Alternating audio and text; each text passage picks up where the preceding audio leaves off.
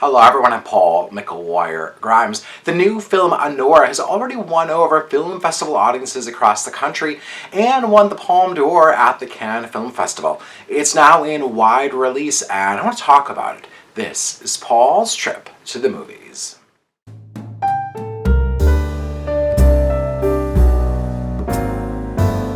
Mikey Madison stars in the title role of Anora, who goes by the name Annie when she's working as an exotic dancer at a place called the Headquarters. Her clientele runs a gamut of older, richer gentlemen to younger men looking for the first lap dance. She's great at her job and meets a young Russian man named Ivan, who's played by Mark Eidelstein. Now the lap dance returns to exchanging phone numbers and Annie making a house call the next day.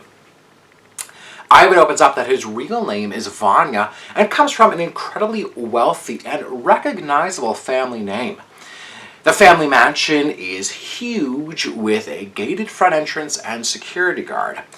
Ivan convinces Annie to buy her out for the week to be his horny girlfriend as he throws lavish parties and lounges around in his underwear playing video games. Annie and Ivan's relationship moves from sex worker and client to an engagement within a week. It's a wild move that takes a really drastic turn once Ivan's parents find out and threaten to stop the marriage at all costs. Anora is the latest from writer-director Sean Baker, whose films like The Florida Project and Red Rocket have really wowed the indie film scene.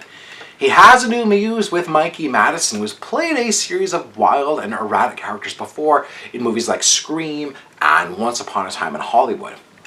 Baker has written this role for her and really allows her to shine. Baker opens the film with kind of a look into the world of a sex worker. It's dark, messy, and kind of this exclusive lifestyle that many people do not know or understand.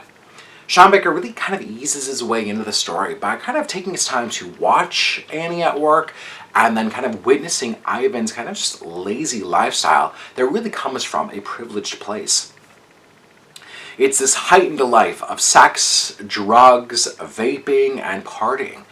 Baker makes this portion of the film, I think, just kind of a slice of life narrative with little dialogue, quick montages, and kind of flashes of fun and debauchery. That takes a big shift once the film's clear conflict comes into play when Annie and Ivan get married. The energy and the pacing that really kicks into high gear. There's this really jarring nature to Baker's work here as both a writer and a director. It really reminds me of watching Boogie Nights and some of the movies from the Safdie brothers. Now, it could turn off kind of average moviegoers who may want something a little bit more wholesome, as this is not that type of movie. Sean Baker really tries to showcase the negativity and the shame that I think are placed on sex workers and how they're devalued against the backdrop of wealthy individuals who just use them. Mikey Madison feels quite comfortable in this role, from adapting kind of a high, flirty tone as Annie the dancer to getting kind of rough and messy as the film progresses.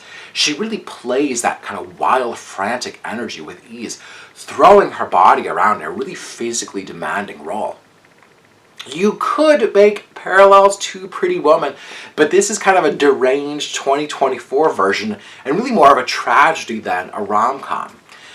Baker, I think, uses this film and kind of gives it this dark sense of humor to kind of just offset the film's more shocking elements. It's a tantalizing movie that somehow keeps you entertained and just slightly on edge, knowing that it may not end well for Annie or Ivan or both of them. I'm giving Anora 3.5 out of 5 ticket stubs. If you like my review today, click subscribe on my YouTube channel. I have some movie reviews, some celebrity interviews, and I'd love to hear from you. Have you seen Anora? Let me know in the comments. Click subscribe. Let me know what your thoughts on this movie are. And then go to my website, paulstriptothemovies.com, for even more reviews. Thank you so much for watching my review of Anora. This is Paul's Trip to the Movies.